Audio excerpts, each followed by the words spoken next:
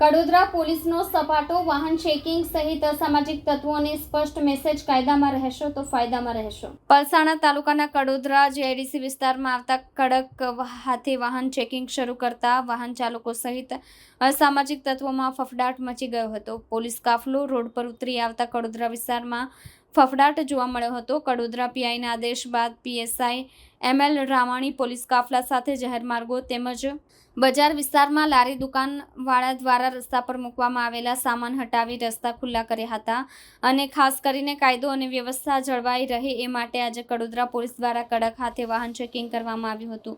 ખાસ કરીને જાહેર રસ્તા અને ગલીઓમાં અડીંગો જમાવી રખડતા જોવા મળતા તત્વોમાં ફફડાટ જોવા મળ્યા હતા.